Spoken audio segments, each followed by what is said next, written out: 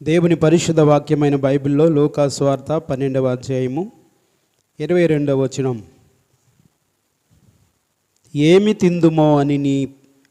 తిందుమో అని మీ ప్రాణమును గూర్చి అయినను, ఏమి ధరించుకొందుమో అని మీ దేహము గూర్చి అయినను చింతింపుకుడి. ఆహారము కంటే ప్రాణమును, వస్త్రము కంటే దేహము గొప్పవి కావా? మహోన్నతుడా, వాక్యమైండి మా యొద్దకు వస్తున్న తండ్రి, మీ పరిశుద్ధ ఘన నామమును బట్టి మీకు స్తోత్రాలు చెల్లిస్తున్నాం. వాక్కు అయ్యున్న మీరు మాతో మాట్లాడి మహిమ పొందమని యేసు నామములో ప్రార్థిస్తున్నాము తండ్రి, ఆమేన్. కూడి వచ్చిన మీ అందరికీ ప్రత్యేకమైన వందనాలు తెలియజేస్తున్నాము. ఆయన వారితో ఈ ఉపమానము చెప్పెను. ఒక ధనవంతుని భూమి సమృద్ధిగా పండెను. అప్పుడు అతడు, నా పంట సమకూర్చుకున్నటకు నాకు స్థలము చాలదు గనుక నేనేమి చేతునని తనలో తాను ఆలోచించుకొని, నేనెలాగో చేతును, నా కొట్లు విప్పి వాటికంటే గొప్ప వాటిని కట్టించి అందులో నా ధాన్యమంతటిని, నా ఆస్తిని సమకూర్చుకొని, నా ప్రాణముతో ప్రాణమా, అనేక సంవత్సరములకు విస్తారమైన ఆస్తి నీకు సమకూర్చబడి ఉన్నది, సుఖించుము, తినుము, త్రాగుము, సంతోషించుమని చెప్పుకొందుననుకొనినో. అయితే దేవుడు, ఎరివాడా, ఈ రాత్రి నీ ప్రాణమును అడుగుచున్నారు, నీవు సిద్ధపరిచినవి ఎవని వగునని అతనితో చెప్పెను. ఇంకా రాయబడిన మాట, దేవుని ఎడల ధనవంతుడు కాక తన కొరకే సమకూర్చుకుని వాడు ఎలాగ ఉండును అన్నాడు. మనుషుని కొరకు సమకూర్చుకునే ధనం, దేవుని కొరకు సమకూర్చుకునే ధనం, ఈ రెండు విషయాలు బాగా మీరు గుర్తు చేసుకోండి. ఈరోజు చాలామందిని గమనిస్తే భౌతిక సంబంధమైనటువంటి ధనం కొరకు వెంపర్లాడుతున్నారు, పరుగులెత్తుతున్నారు. భౌతిక సంబంధమైన ధనం సంపాదించుకోవడం తప్పు అని వాక్యం చెప్పట్లా. కష్టపడాలి, సంపాదించుకోవాలి, కష్టపడాలి, సంపాదించుకోవాలి. కష్టపడినవాడు శ్రద్ధ గలవాడు ఐశ్వర్యవంతుడు. కష్టపడిన వాడి యొక్క కష్టార్జితం ఆశీర్వాదకరంగా ఉంటుంది. తన చేతుల కష్టార్జితం వలన మనుషులు తృప్తి పొందుతారు, దీవెనకరంగా ఉంటారని దేవుని వాక్యం చెబుతూ ఉంది. ఈ విషయాలు చెప్పేటప్పుడు మనము భౌతికంగా ఆశీర్వదించబడటం దేవునికి సంతోషం, దేవునికి స్తోత్రం. అందుకే మీరు యోహాను సువార్త 15వ అధ్యాయం 8వ వచనంలో చూస్తే, నాయందు మీరు, 7వ వచనంలో అలాగన్నాడు. 8వ వచనంలో, 15వ అధ్యాయం 8వ వచనంలో, మీరు బహుగా ఫలించుట వలన. అమ్మ ఎట్లాగంట, మనం మేడ మీద మేడ కట్టుకోవడం వలన, మనము ఉన్నతమైన వస్తు వాహనాలు ఉంచుకోవడం వలన, సంపాదించుకోవడం వలన, మనము పిల్లాపాపలతో సౌఖ్యంగా ధనవంతులుగా ఉండడం దేవునికి ఇష్టం లేదా? ఇష్టమే. కానీ దేవుని కొరకు అని రాయబడింది. ఆ మాట మీరు గమనించండి. శరీర సంబంధమైన జీవితంలో ఆత్మ సంబంధమైన జీవితం కూడా ఇంక్లూడ్ అయి ఉన్నది. కాబట్టి ధనము సంపాదించి గొప్పవాడైన వాడు దేవుడు దయ వలన ఆ ధనము సమృద్ధి కలిగిన వాడై దేవుని కృపలో వర్ధిల్లాలి. యాకోబు పత్రిక 4వ అధ్యాయము 13వ వచనం, నేడైనను రేపైనను ఒకనొక పట్టణమునకు వెళ్ళి అక్కడ 1 సంవత్సరం ఉండి వ్యాపారం చేసి లాభము సంపాదించము రండి అని చెప్పుకుని వారలారా, రేపేమి సంభవించునో మీకు తెలియదు. మీ జీవమే పాటిది, మీరు కొంతసేపు కనబడి అంతలో మాయమైపోయి ఆవిరి వంటి వారే గనుక. ఇక మీరు ఆలోచన చేయండి, గనుక అని వెంటనే అన్న మాట మీరు చూడండి. ప్రభువు చిత్తమైతే బ్రతికి ఉండి ఇది అది చేతుమని చెప్పుకొన్న వాళ్ళేనో. మరి ధనవంతుడు తన కోసము అని రాయబడింది. దేవుని కోసము, దేవుడిచ్చిన జీవితం కోసము, దేవుడిచ్చిన జీవనాన్ని బట్టి తాను జీవిస్తూ ఉన్నట్లయితే ఏమనేవాడు? దేవుని చిత్తం అయితే బ్రతికి ఉండి నేను ఆ పని చేస్తా ఈ పని చేస్తా అనుకోవాలి. కానీ ఈ ధనవంతుడు ఏమనుకుంటున్నాడు? ఈ ధనవంతుడు ఏమనుకుంటున్నాడంటే, నా ప్రాణమా తినుము త్రాగుము సుఖించుము, అనేక సంవత్సరాలకు సరిపడా నీకు సమృద్ధి ఉంది, పాత కొట్లు ఇప్పా కొత్త కొట్లు కట్టింది ఎవరి కోసం?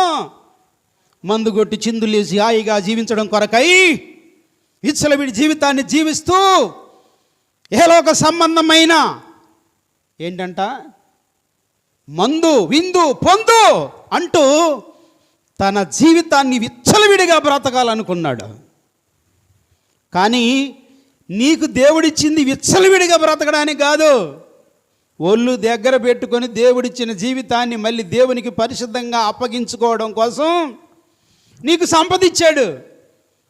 ధనమిచ్చిన మదమెచ్చును అన్నట్లు డబ్బు చేతికి రాగానే, వస్తు వాహనాలు కంటికి కనబడగానే, నీ తండ్రి లేక నీ తాత సంపాదించినటువంటి ఆస్తులను బట్టి ఒకవేళ ఈరోజు నీ ఉన్నతమైన స్థితిలో ఉంటే ఇచ్చిన దేవుని స్తుతించి ఆయన మహిమ కొరకు అణిగి మణిగి ఉండి, దేవుని చిత్తమైతే బ్రతికి ఉండి ఇది అది చెయ్యాలి, ఆయన దీవించాలి, ఆయన హస్తం కింద ఉండాలి, ఆయన దయ ఆయన కృప అంటూ దేవుని మీద ఆధారపడిన బ్రతకాలి. కానీ ఈ ధనవంతుడు ఏం చేస్తున్నాడంటే తన కొరకే అనుకున్నాడు. తన కొరకు అనుకున్నప్పుడు తనకే చెప్పుకుంటున్నాడు ఏమనంటే, నా ప్రాణమా తిను త్రాగు సుఖించు, విస్తారమైన ఆస్తి నీకుందే, నీకేం తక్కువ లేదు అంటూ ఇహలోక సంబంధమైనటువంటి వాంఛల మీద తన మనసు పెట్టి విర్రవీగిన బ్రతుకుదాం అనుకున్నాడు, లెక్కలేని బ్రతుకుదాం అనుకున్నాడు. తిక్కగా ఉంది. అందుకే దేవుడంటే లెక్క లేకుండా తిక్క పనులు చేస్తున్నాడు. ఇలాగ చేస్తే దేవుడు ఊరుకుంటాడా?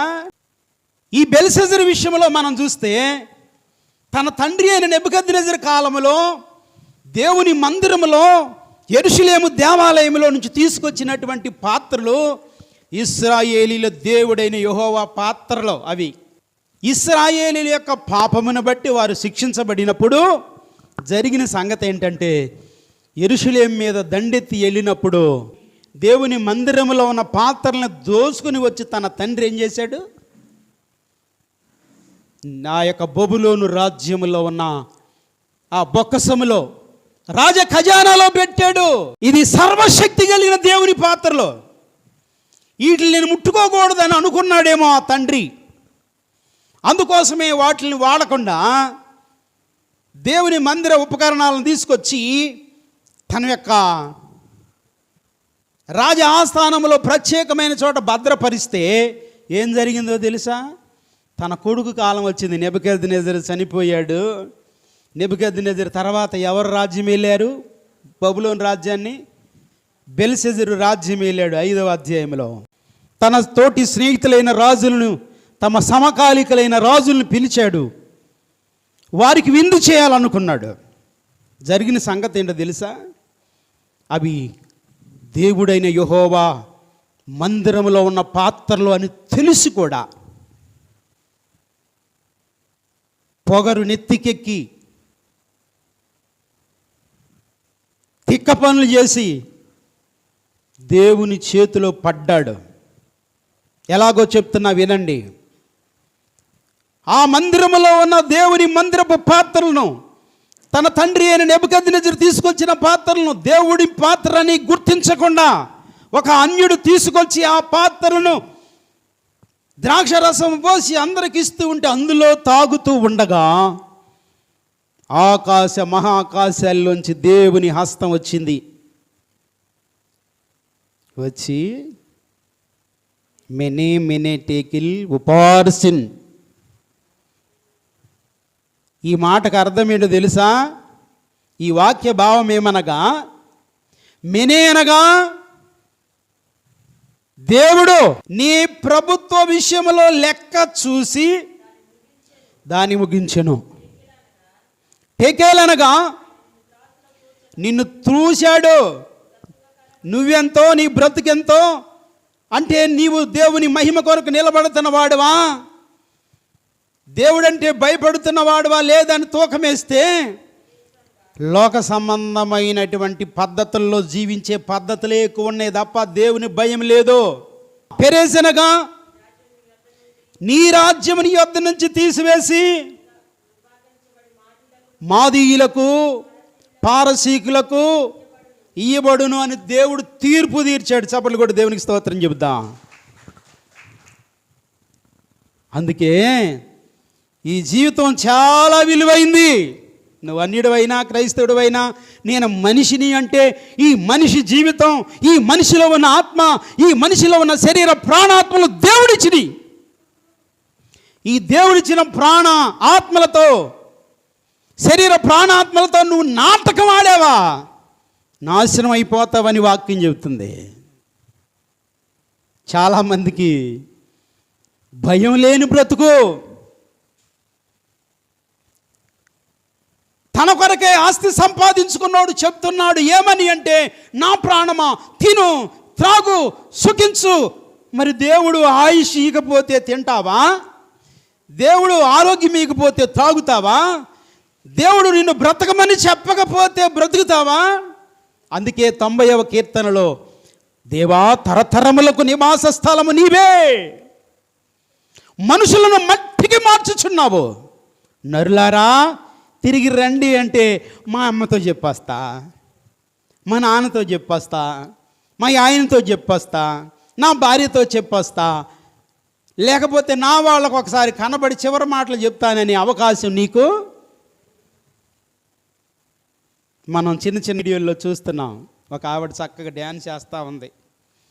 చూడండి, ఈ డ్యాన్స్ చేస్తున్న ఈ తల్లి ఎలా ఉందో అని పెట్టాడు ఆ వీడియో.